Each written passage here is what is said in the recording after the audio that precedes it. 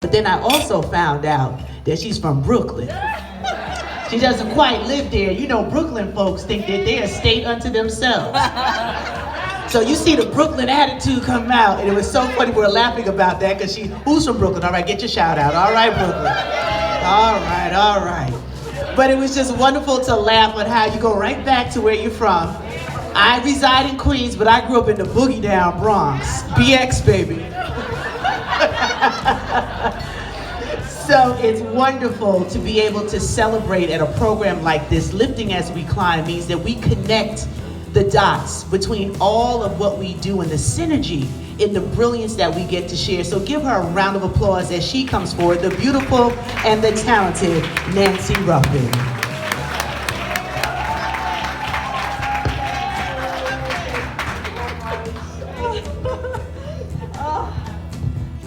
Thank you so much, Dr. Stacy. Now I kind of have to live up to all those beautiful things you said about me. What an incredible honor to be here with you all today. I want to take this opportunity to just really thank the Cedarmore Corporation, Jacqueline Harris, her team for putting this wonderful event together, and of course the Roberts family. Thank you for your generosity in the way that you have shared Cynthia with the rest of the world. So when Cynthia initially reached out to me back in November asking me to be a voice of aspiration during Women's History Month nonetheless, it was a pretty quick decision for me. I knew I had to be here. And so I am Nancy Ruffin. I'm a writer. I've published 4 books. I host my own weekly podcast that streams on iTunes, iHeartRadio, Spotify, any of those streaming platforms. And I'm also a healthcare business professional with over 20 years experience. And I think what I'm most proud of is that I started in healthcare in an entry-level role. So I really started at the bottom, and I worked my way up to a senior level role at the country's largest municipal healthcare system. In addition to that, I'm a wife, and I am the mother of 2 beautiful little girls, ages 6 and 3. But what I'm most proud of is that I'm also the daughter of Puerto Rican parents who have dedicated their lives to instilling in me the value of education, pride, and self-respect. Now, I share that piece of information because whenever I step into a room, even though people may not immediately know my accomplishments, they will immediately notice that I'm a woman of color.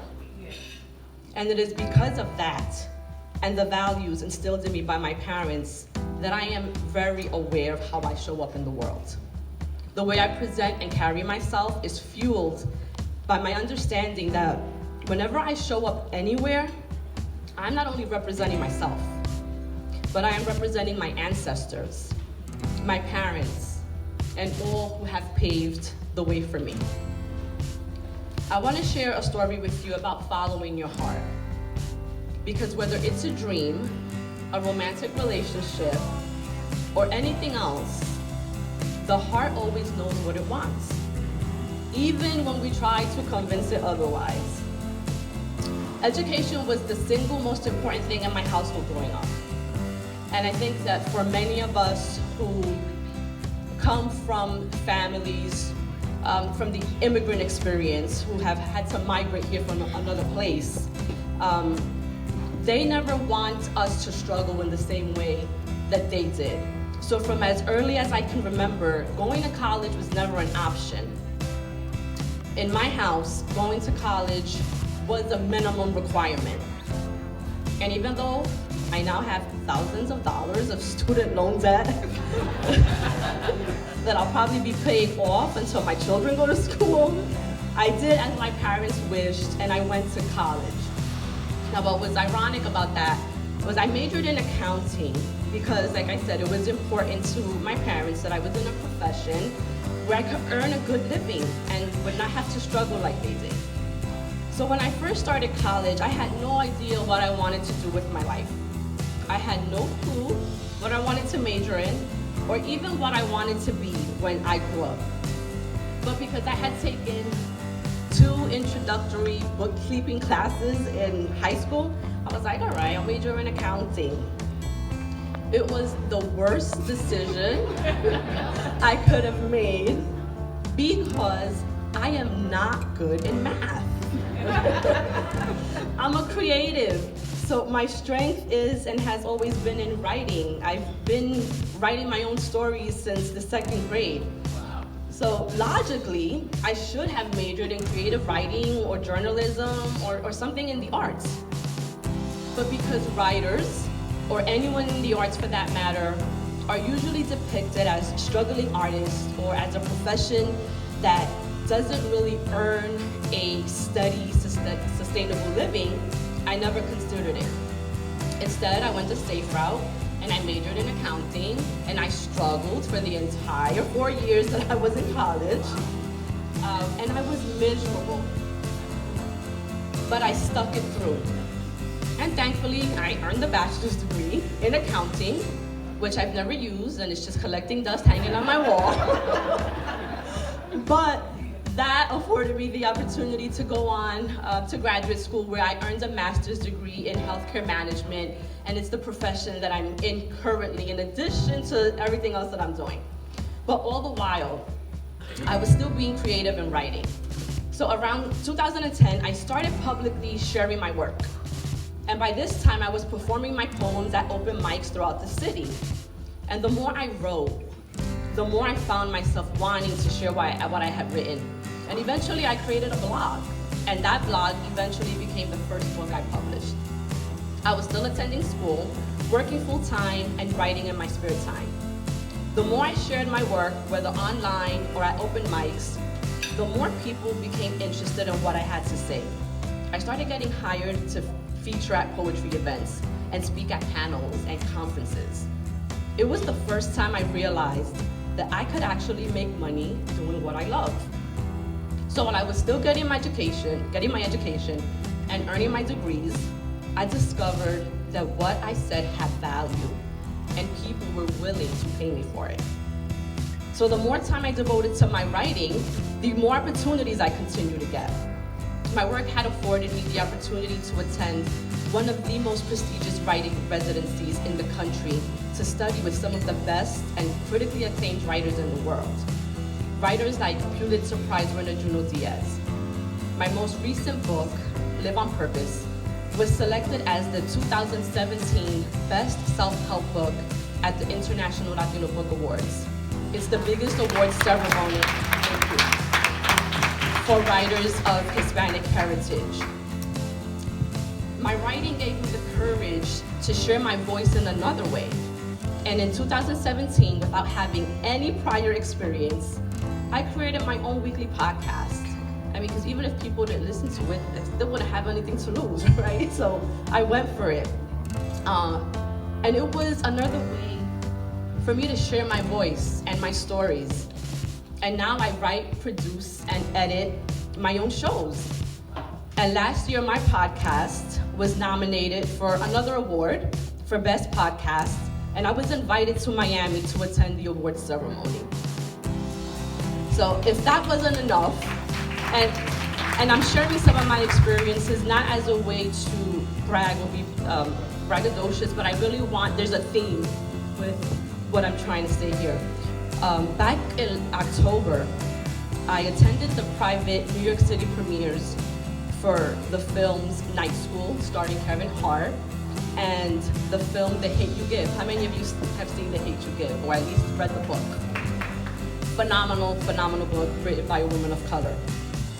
So not only was I invited to attend, I attended as a member of the press, and I had the opportunity to interview Kevin Hart, Tiffany Haddish, Amanda Stenberg, rappers Fat Joe, Mac Wild, and filmmakers Malcolm D. Lee and Ava DuVernay. Never in my wildest dreams would I have thought that my life would have turned out as it has. I was supposed to be an accountant.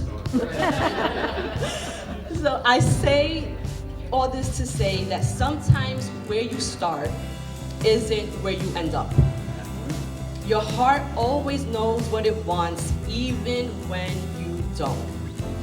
And no matter how old or young we are, it's never too late or too early to pursue your dreams.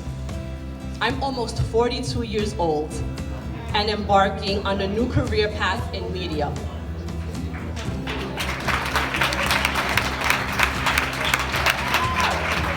Most people would think I'm crazy to believe that I can have any success in the media at my age. But I am crazy because I do believe it. See, we become what we believe about ourselves.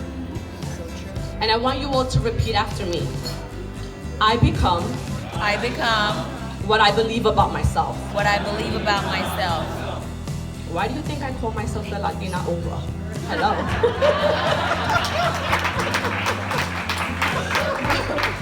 And sometimes it upsets people when I call myself that.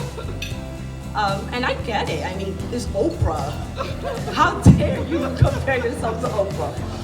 But it's like they're bothered that I have the audacity to think that I can become as great as Oprah. That is probably true. But my goal isn't to be the next Oprah. My goal is to do what Oprah has done and exceeded. She is the bar I measure myself by. You have to be able to visualize yourself as that thing you want to become. Because once you do, then you know what you have to do to get there. And to be frank, what other people think of me really isn't any of my business. See, people won't always like you, and people won't always be happy for you. Some will try to impose their own insecurities and limiting beliefs onto you. And when that happens, because it will, I want you to remember the words of Mexican author Don Miguel Ruiz from his book, The Four Agreements. Whatever happens around you, don't take it personally. Nothing other people do is because of you. Even when a situation seems so personal, even if others insult you directly, it has nothing to do with you. What they say, what they do, and the opinions they give are according to the agreements they have made in their own minds.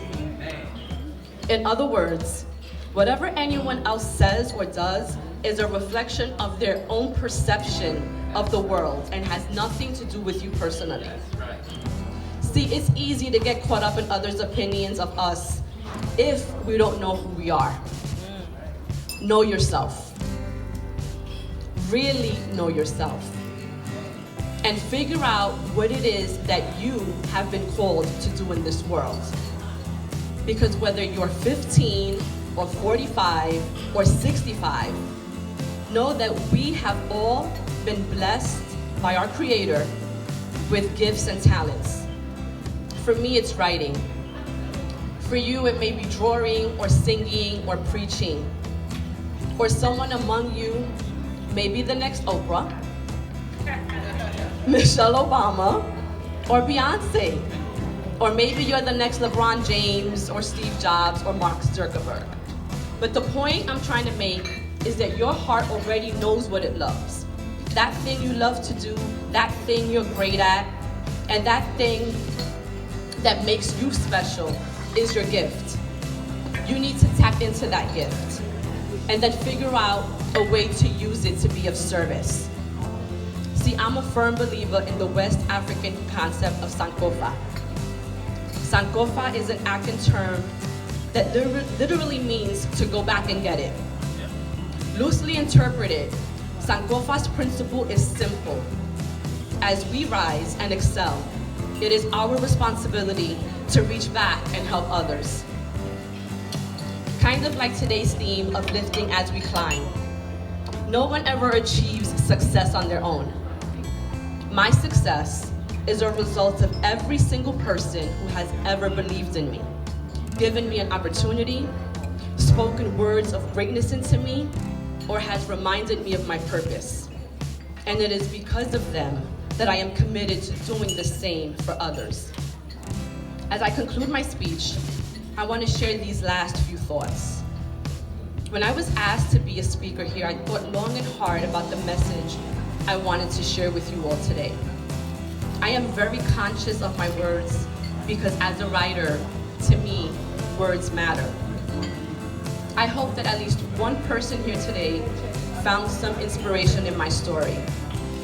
I hope that hearing my story has allowed you to see yourself with new eyes and know that every day is a new day to write a new page in the story of your life.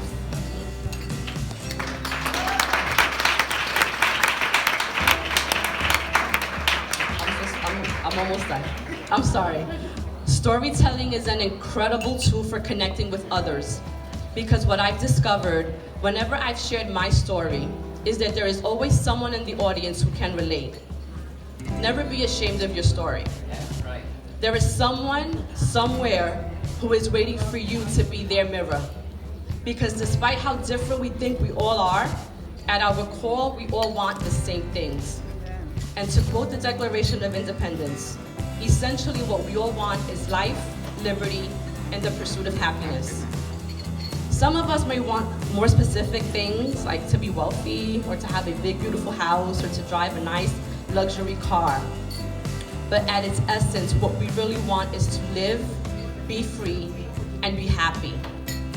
My greatest wish for you all is that you find what makes you happy and you devote your whole life to it. Thank you.